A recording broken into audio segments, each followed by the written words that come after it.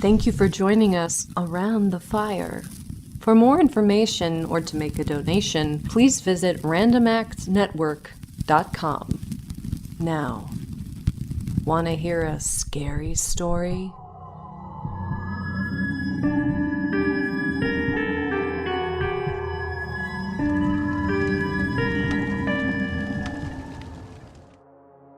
The gray afternoon, void of any real sunlight, made the ancient, crumbling structure looming ahead appear especially ominous, and Deena's heart sank as the car came to a stop in the driveway. She squinted at her new home, a sagging property with boards on every window. A 2-story house sat slightly higher on one side than the other and featured a wide, crooked porch out front, long overtaken by various weeds and vines. Deena's mother, Olivia, turned off the engine and they sat in silence for a moment.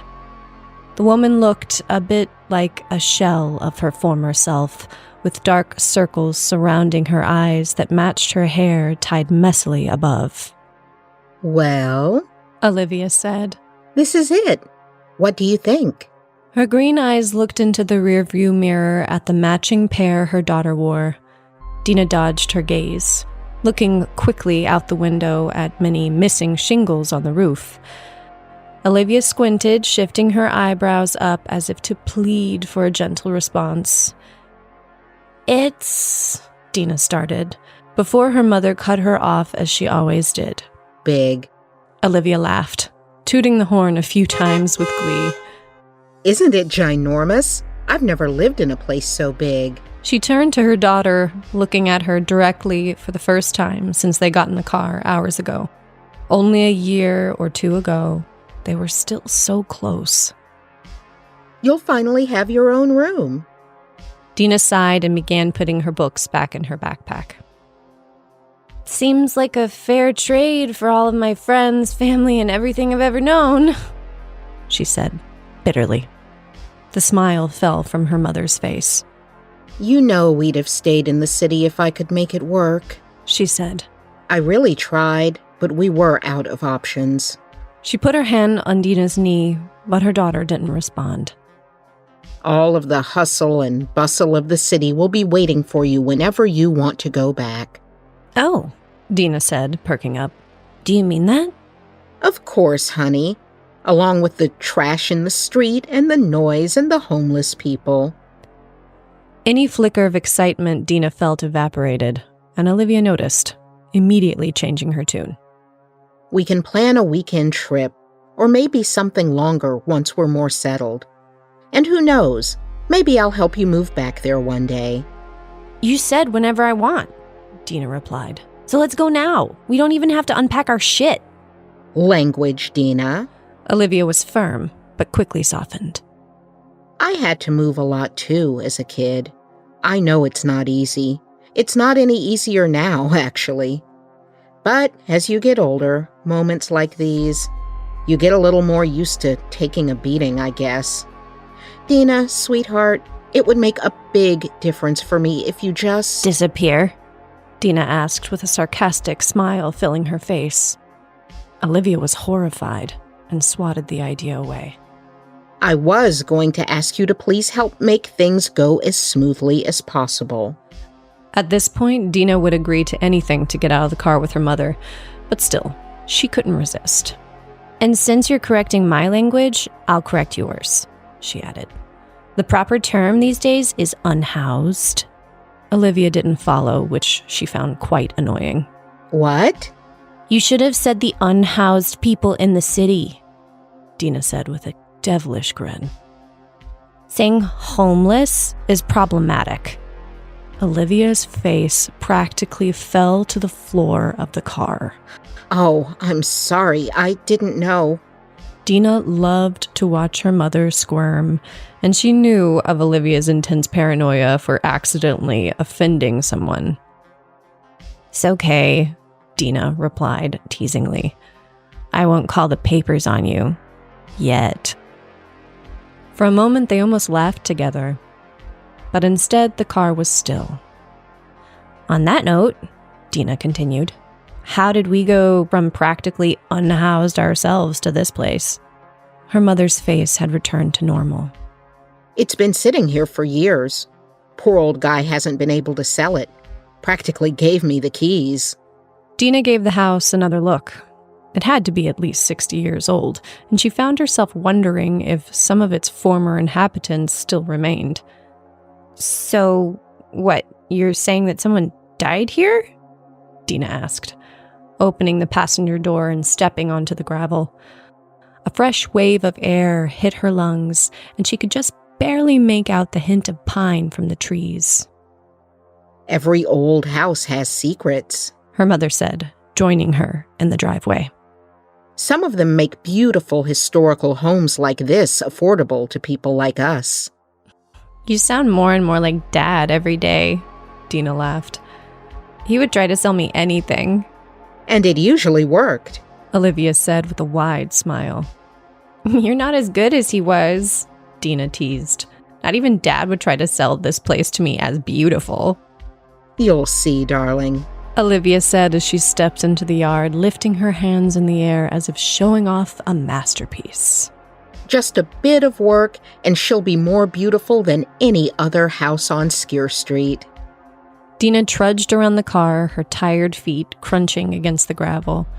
She reached for the trunk handle and pulled, grunting as it opened. A tangle of bags and suitcases spilled out into a mounded knot. What do you want to do first? Deena asked, ruffling through a zipper bag that contained a bunch of wadded-up clothes, a spilled, half-eaten bag of almonds, and Woman's World magazine. Mom! Deena pulled the trunk down and looked toward the front of the vehicle, but her mother was no longer there. She looked around and to her sides, then to the street, but the woman had completely vanished. Mom! Deena called. Where are you? Frustrated, she shut the trunk completely and stepped into the yard. The front door of the house was now ajar, as if offering an invitation into the shadows behind it. Mom? Did you hear me? Still no response. Guess she had to rush to the bathroom, Deena thought.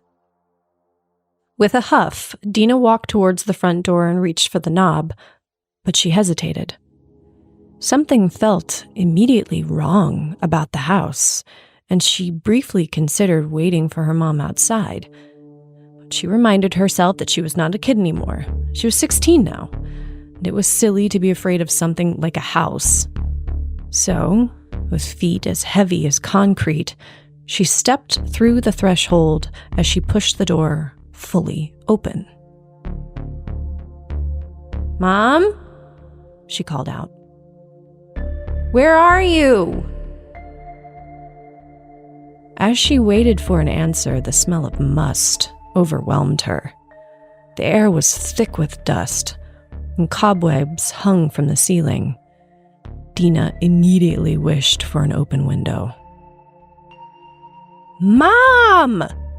She yelled again, raising her voice to its loudest level yet. Where the hell are you? Deena's only answer was a distant sound of a dog barking somewhere else on the street. It was as if her mother had vanished into thin air, yet Deena also knew for certain that she was not alone in the house. She took a step forward, her footsteps echoing through the empty halls. She called out again, but her voice only bounced back at her, amplified by the stuffy silence that seemed to fill her ears with static. Suddenly, Deena heard a faint noise, like the creaking of a floorboard. Mom? She called out again, walking towards the sound. Deena turned a corner and found herself in the kitchen. The ancient appliances in the room were the same few shades of aging green and yellow, covered with the thick layers of dust and spots of rust which had started to spread like ivy. The fading wallpaper, stained with shadows of gray and browns, peeling away from the wall here and there, like tiny, fragile hands reaching for the scuffed and mismatched tile below. Mom? Where are you? Deena called out, her voice echoing through the empty house. Her frustration was growing by the second. If her mother planned to jump out and scare her, she was about to find out that her darling daughter was not in the mood. She held there for what felt like forever, listening for any sign of her mom, when finally a faint noise tickled her eardrums. It was a muffled, rustling sound, like somebody attempting to silently shift their posture. It came from the pantry a few feet away. Deena stepped towards the slim door, heart pounding in her chest. It was already slightly open. "Mom, don't be lame." She pushed the door open, and the stench slapped her across the face so violently that she stumbled back. The vague rot of long-forgotten groceries followed her from the small storage space, still full of cans and boxes. In the darkness, she could make out the long, slightly swaying form of a string hanging from the ceiling a few feet into the room. Taking a deep breath and pulling her t-shirt over her mouth, Deena stepped into the pantry and tugged on the string. The vintage bulb came to life with a loud hum, and in the orange glow, Deena saw the pantry door slowly close behind her. She dropped her shirt from her face and reached for the doorknob. But even as she choked on the perfume of decay, she stopped in her tracks. A small piece of paper was stuck to the back of the pantry door. Pushed over a crooked nail so it broke through the paper and held it in place. Deena's eyes struggled to make out the smudged ink in the copper light. A message was written with an unsteady hand and faded with time. Finally, when she squinted only a few inches away from the haphazard handwriting, she could read what it said, in all capital letters. "Get out while you still can."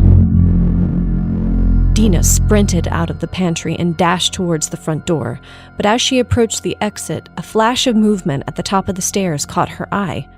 It was her mother, heading down the depths of the second-floor hallway. "There you are!" cried Deena. "Real nice note you left in the pantry, Mom!" But Olivia didn't seem to hear her, or if she did, she didn't stop. Frustrated, Deena stomped up the first few stairs with an exaggeration that matched the over-the-top sigh coming from her mouth. And as she reached the fourth step, she saw the last bit of her mother disappear into one of the rooms of the hallway without looking back. "Mom! I am over whatever game you are trying to play," Deena called out. "I'm going to call child services on you, and I will tell People magazine that you're still saying homeless." Deena passed through the threshold of the second room on the left, where she had watched her mother pass through only seconds before. But the woman was nowhere to be seen. The outdated bedroom featured claustrophobic floral wallpaper with an old wooden dresser at the far end supporting a dusty mirror. Across from the doorway, an old bed sat with lumpy pillows and a tangled quilt, like someone got up one morning and just disappeared. Deena stood there for a moment, attempting to collect herself. "What the hell is going on?" she thought. Her eyes continued scanning the room as if they couldn't accept that her mother wasn't somewhere to be found, if not directly before her, and the feeling of creepiness began to overwhelm her. She wanted out of this damn house. Just as she turned back towards the hallway, the heavy wooden door lurched forward on its hinges and slammed violently into the frame. Deena screamed in terror and stepped backwards before desperately trying the doorknob to find it stuck. She pounded on the door with her fists and screamed again, but the door was completely jammed. She was locked in.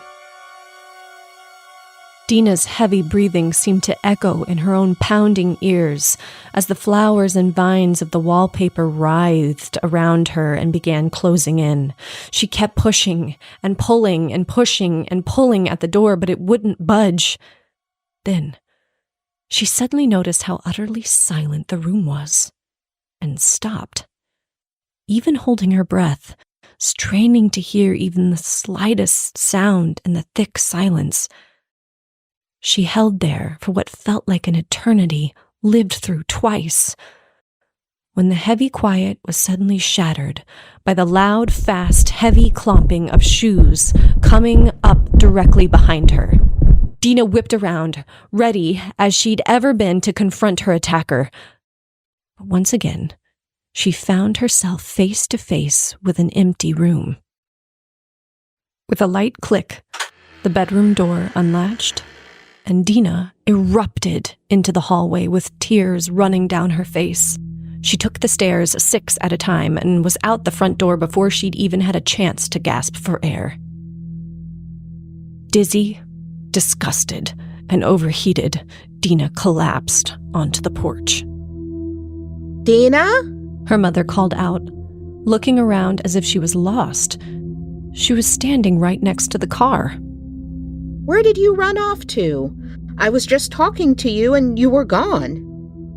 Deena's jaw dropped. No way, she stammered. This has got to be some kind of a joke, right? Her mom shifted, looking at Deena intently. What's going on, darling? I was just talking to you, and you disappeared. So I followed you, or at least I thought I did, into the house. And I saw you going upstairs. Deena? And there was a noise in the kitchen, and... Deena, sweetheart, take a breath. Her mother said, placing her hands lovingly on her daughter's shoulders. I haven't been inside the house yet. Deena was already crying, but now she was on the verge of a full breakdown. Sensing the distress, her mother offered a suggestion. Pizza or Chinese? End of part 1.